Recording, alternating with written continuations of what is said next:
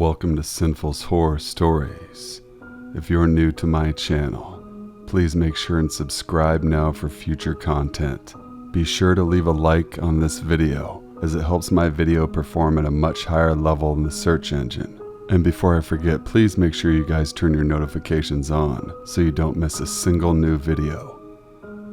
Sit back, relax, enjoy, stay sinful. Last December, I was visiting my family down in Florida. We spent some time in Treasure Island. My brother and I took my dog down to the beach at 2 a.m. to play some fetch and drink and have a good time. If you walk along the water, you can reach a few restaurants/bars and hotels that line the beach.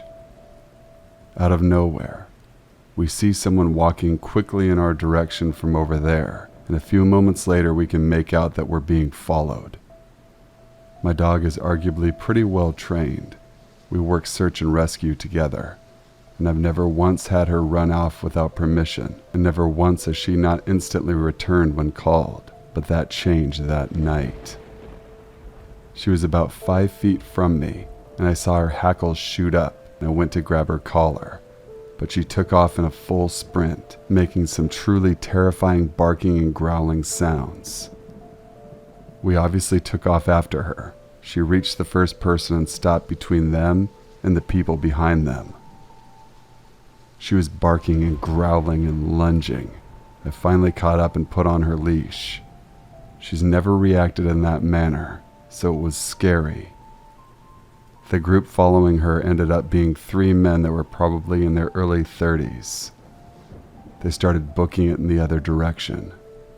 I turned around and the person being followed was a young woman around my age. We asked if she was okay. She just broke down in tears and collapsed into my brother. My dog insisted she get on the ground for some excited pup kisses, which they both seemed to enjoy. She was far too overwhelmed to talk, so she got into her phone and rang her friends to have us talk to her.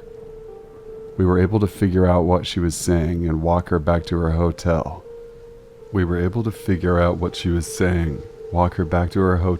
we met up with her friends, and we all exchanged numbers to talk at a later time. The next day we all got together, where we learned she had gone out for a walk on the beach, stopped for a drink at the bar, drank a bit, and then just wasn't feeling right. She had been walking for about a mile at that point, terrified, slowly getting more and more messed up. She didn't remember much about the night, and we knew she was probably on something, but we had no clue she'd been drugged. We're still friends now, and we're all going to meet up for spring break when we'll all be back in Florida. I've never been more proud of my dog and more grateful that we were there in the right place at the right time. I hate thinking about what could have happened. I need help breaking this down, and I need to feel like I'm not crazy. I'm a court clerk. I work for my local courthouse. I work in the clerk of courts both in the office and in court, splitting my time half and half. On Friday, February 4th, 2022, I was in the office at my desk. I also will assist with customers who come into our office who have questions on certain type of filings. I'm the backup coverage specifically for our records window. In my state, we are considered public records. Anyone can come in and request copies from any case, unless it is juvenile, confidential, or sealed by the court. I was asked to cover the records desk from 4 to 4:30 p.m. last Friday, so our records clerk could leave a little early. No problem. I have no issues helping out when I can. Around 4:15 p.m., we had a frequent flyer, as we have so dubbed them. This man comes in frequently to get copies of his case. I should really note the way my office is set up. It is a bit important. We are set up kind of like the DMV. You have to come into the main entrance of security, go down a long hallway, and it opens to a lobby. There are elevators straight ahead. The DA's office is to the left, and the COC is on the right. You have to open a separate set of doors into our little lobby. There's a counter with windows, and it is in an L shape. If I can figure out how to attach a drawing, I would. The records window is around the corner, tucked in the back. There are also 3 public terminals where any member of the public can use to research cases. So back to the man. We'll call him Joe. Joe has an open family case. He comes in probably once a week to get copies out of his family case, or I don't know what the hell he's doing. It's really none of my business. He came up to my window somewhere around 4:15 to 4:20 p.m. Said he requested some documents. When documents are requested from the public terminals, they go to a queue, which I then go into and select them to print. I went into the queue, glanced at the documents and asked, "Did you have 11 pages?" He said yes, so I selected and printed. I wrote him a little slip out of the number of copies and his total owed. I gave him the slip, directed him to go back to window 4 or 5 for payment, and we would meet up there. I went to grab the copies off the printer, which jammed, messed with that for a minute, counted the pages and took them to the cashier. I then went back to my counter to help the next person in line. Next customer was easy. Her records were unpaid and printed. After the second customer, it was after 4:25 p.m. My coworker, work wife, we'll call her Lynn, asked me if I wanted to go thrifting for clothes at Plato's Closet after work. My answer was, let's go. Right as we are discussing this, I'm in view of the records window, but not at it. I saw that Joe had returned to my counter. I went up to the counter and asked how I could help him. He stated, "You must be new." I'm not new. I've been doing this job for 4 years, and in the legal field for almost 10. I replied, "No, I'm not. How can I help?" He then made a comment about a paperweight I was using. It was a gift from my niece, a painted rock from a 3-year-old. "That's a fancy paperweight you have there." "Sir, what can I do for you?" "You gave me the wrong case." "No, sir. I printed off what was in the queue, so you don't need these 4 pages?" I tossed the 4 pages and then adjusted his slip. 7 pages total. Sent him back to the cashier. At this point, it's 4:30. It's Friday and we're closed. I left and headed to Plato's Closet. It took me about 15 minutes to drive over there. Sat in my car for a few minutes and then went inside. I beat Lynn there. I started browsing. She came in a couple minutes later, stating she got caught behind a train. So then we started shopping and chatting. For some reason, I looked at the door when it opened. There was Joe. Now I knew it was Joe because he wears that dumb sock monkey hat. I saw him and got Lynn's attention. Are you seeing what I'm seeing?" So I pulled Lynn into an aisle and we ducked down. She's short, I'm tall, and I wear heels a lot. I could watch his dumb hat around the store. He immediately went to the back of the store. He looked like he was rubbernecking the whole store. So he goes to the back of the store, grabs a pair of shoes, glances at them, and continues rubbernecking. I continued to watch him as he moved. We moved opposite. We were legitimately hiding behind clothing racks. He moved around the perimeter of the store, continued to rubberneck, looking for something else or someone. So he leaves. We freak out. We check the parking lot to make sure he's gone. We try and shake it off and chalk it up to coincidence. And then I realize we were talking about it literally in front of him. And Lynn, she's not quiet. She gets scolded on a weekly basis for her loud, carrying voice. February 11th, 2022. I was in court all day, come down to my desk around 4:05 p.m. He came in at about 4:10 p.m. I left while he was still at my office. What am I supposed to do? The officers can't do anything else. I need another incident outside my office to file a restraining order. I've ordered home security. I signed up for self-defense classes.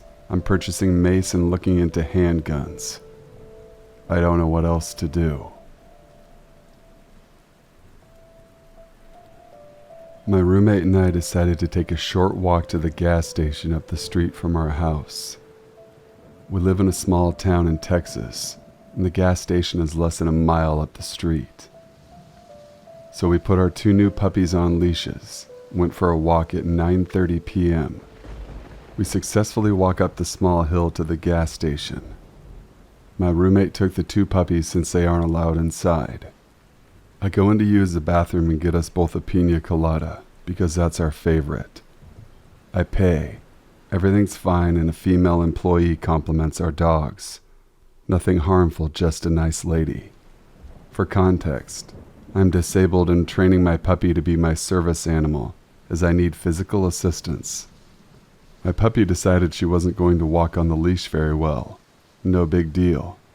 I stop, tell her to heel, wait for her to listen and hold the command, then release. But my dog was being very stubborn today, so it took nearly 10 minutes to get out of the parking lot with this kind of discipline. I'm a patient owner, and I will always wait for her to listen to a command until a red pickup truck pulls into the gas station. At first I thought nothing of it. Why would I? It's a gas station and I'm with my friend. No reason to feel unsafe until this big man gets out of the truck and yells at us. How much for the dogs? I wasn't comfortable answering and my friend yelled no. Then he asked again, how much for the dogs? At this point I was getting uncomfortable and yelled, I got her at the pound. Get one there, they're cheap because of overflow. And continued to walk. I'm proud of you, he yelled.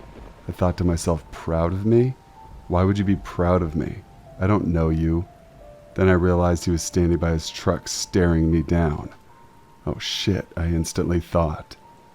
I've never lived in a small town before. I've always been in the city and this was a very low crime area. At this point, we're back on the main street of the neighborhood. I just kept walking and minding my business until I had a voice screaming in the back of my head to get home now. Run, don't let him see where you live. I thought I was being paranoid. Then I turned around. There were these annoyingly bright LEDs in the same front of his truck right behind us. The second I looked back and looked into the truck, it was him. He immediately pulled over onto the side of the road.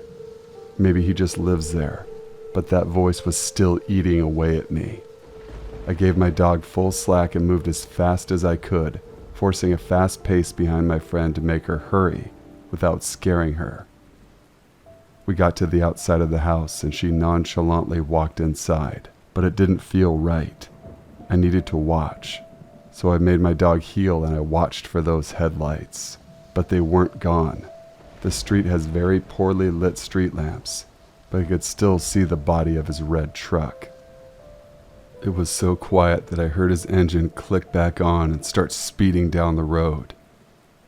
I debated leaving and hiding somewhere else, but I couldn't. I didn't want him to come after my friend or her dog. There was really nowhere to go.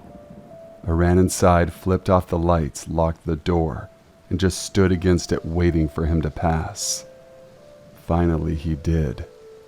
I told my friend what happened, and after the initial confusion came the realization that her car was parked outside the garage and unlocked, and had very obvious signs of a puppy, or at least a younger dog, in the front yard. He saw what side of the road we walked down, and approximately what area he stopped seeing us walk. She went to lock her car through the key fob, but it was not working. There had been some attempted car break-ins in the area, so she snuck out to lock it manually. She went out, put the key in the handle, and locked the door. I saw her throw herself inside and slam the door, panicked as she could be. As she rounded the corner of the house, she saw the red Ford came barreling down the street again. We've been inside making sure everything was locked. All the curtains and blinds were closed since. We keep hearing the truck pass up and down our street. We don't think he saw which house was ours, or her come back inside. But guy in the red Ford, let's not meet again. Thank you guys for watching and listening. Again, please subscribe if you're not subscribed already. And if you are a subscriber to the Sinful Society, thank you ever so kindly. My email link is in the description box below as well to send those scary stories to. Till we meet again, stay safe, stay sinful.